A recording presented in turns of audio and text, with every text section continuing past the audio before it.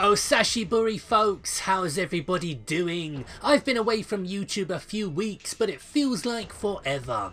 But there's no rustiness to shake off or cobwebs to clear, because like Nas, all I need is one mic. And having left you guys hungry for the retro related content that only Consoletronix can deliver, how about I serve up a special video dedicated to the 2D beat 'em ups from the SNK dojo. You see, some things are worth waiting for.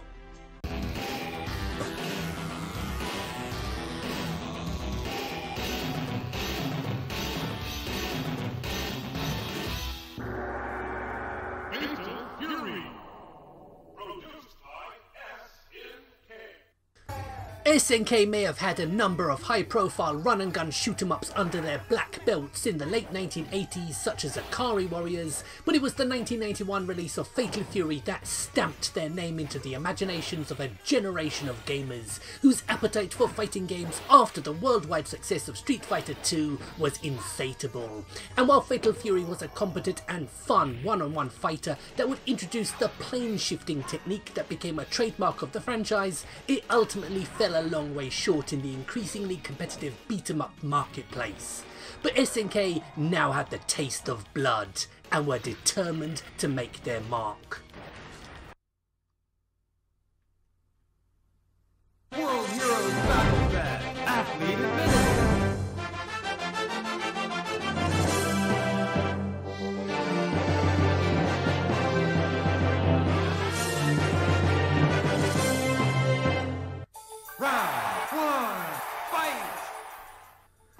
But before we get to the big hitters, let's spare a thought for some of the runts of the SNK litter, like World Heroes 2 Jet. Confusingly, the third of a 4-game franchise that never really found an audience, despite being quite good fun in a bog standard sort of way.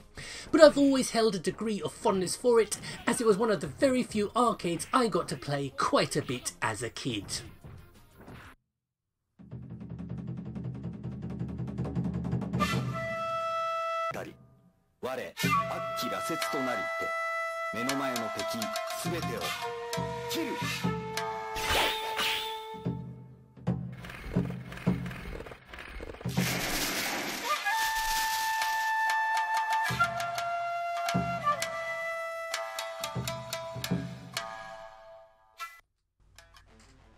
Now this is one I never played in arcades, but bloody hell, I wanted to. This game saw SNK emerge from Capcom's shadow and position themselves as no longer a follower, but the leader of the fighting game genre.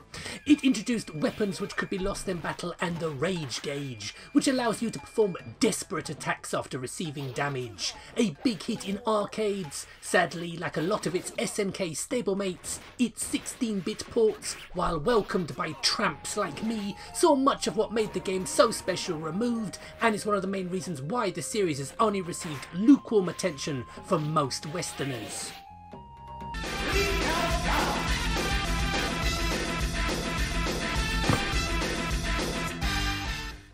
I won't be offended if you've never heard of this one. I myself very nearly passed up the chance to get it when I bought my first Neo Geo CD because I thought, who wants a silly wrestling game? Luckily, my finely tuned gaming instincts kicked in and told me to take a punt on it, and I am very glad I did, because it's a belter. Sadly, its release in 1995 meant it was very quickly overshadowed by the appearance on the fighting game scene of a new rival, the 3D beat 'em up. And with Sony indifferent to 2D games with the release of their first PlayStation, 3 Count Bout has slipped into near total obscurity, but still has plenty to offer any grapple fan.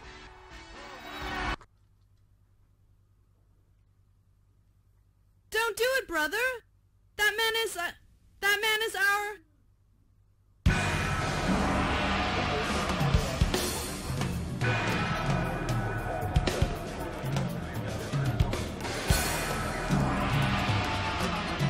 The first time I played this series was the Mega Drive port of the first one, which didn't leave a favourable impression on me, but I went to a friend's house as a kid as he wanted to show off his new CDI, but instead I spent the afternoon playing Art of Fighting 2 on his AES, until I unwillingly had to go home. Originally developed as a prequel series to Fatal Fury, it very quickly obtained a hardcore following in the arcades and of course the Neo Geo platforms. Well worth checking out, although the 16-bit versions aren't all that.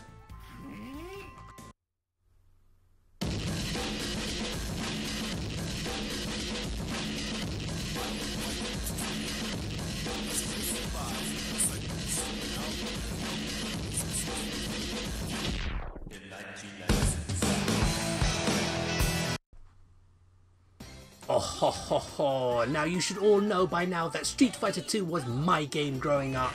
But starting with the 95 King of Fighters release on the Saturn, I took SNK's annual beat 'em up series very seriously indeed.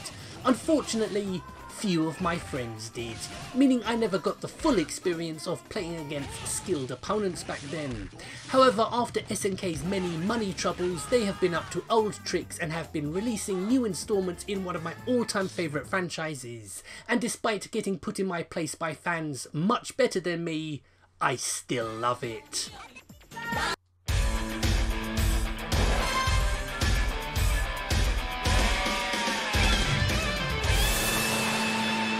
Fatal Fury Special!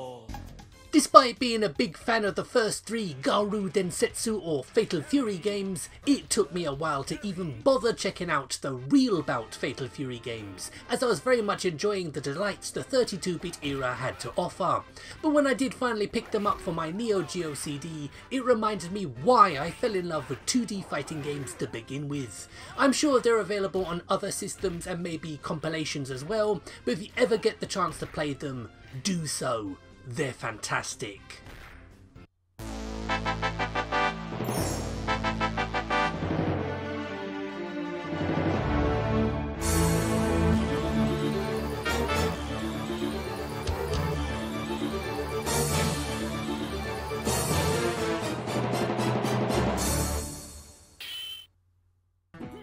Of all the fighting games developed by SNK, Aggressors of Dark Combat, a quirky, scrolling beat-em-up styled one-on-one affair, is the one talked about the least, and this is a crying shame.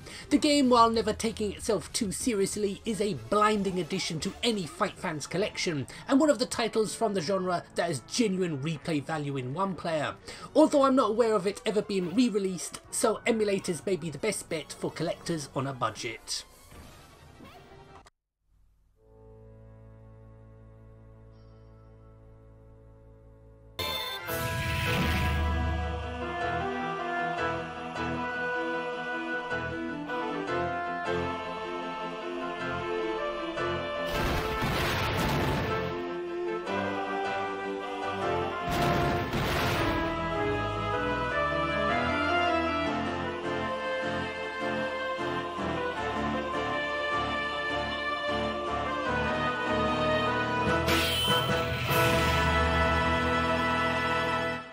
I first played the sequel to this sublime beat-em-up on the Dreamcast and was far more captivated by it than many of the so-called must-haves the Dreamcast is famous for.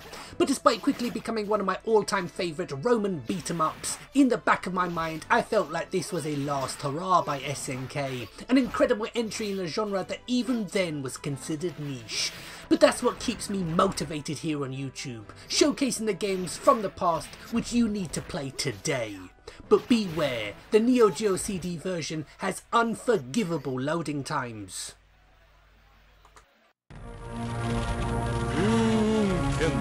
それは実戦空手道とブーメランを組み合わせた全く新しい格闘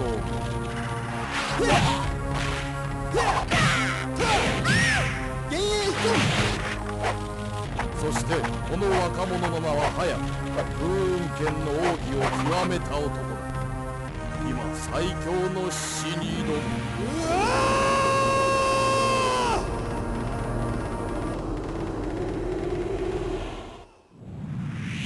Savage Rain. Round 1. Fight. Now, if we've learned anything today, it's that SNK knew what they were good at. Their fighting game library is littered with some of the finest examples the genre had to offer.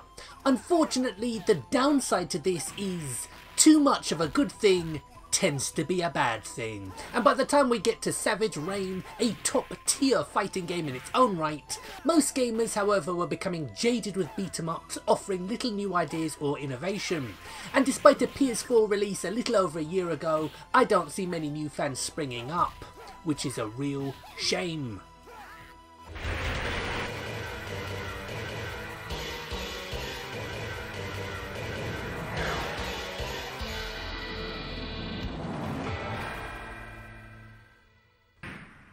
SNK may have oversaturated the 2D beat-em-up market with one quality title after the next, but they did try to shake things up a bit from time to time, most notably with King of Monsters, a kaiju-inspired action romp packed with humour and plenty of action.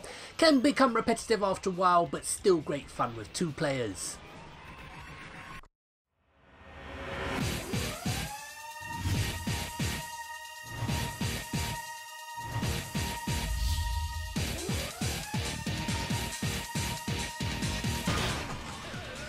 After an almost 15-year run of consecutive annual releases, we got King of Fighters 13 released on PS3 and Xbox 360 in 2011, before the legendary series was mothballed until the 2016 PS4 release of Part 14.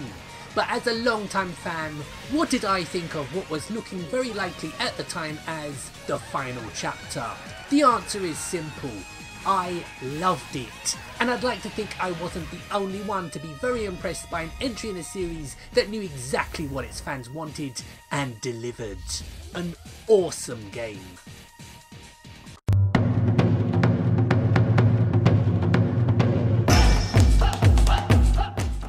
So folks, we've reached the end of the video, but not the end of my journey back in time to bring you the best retro game videos on YouTube.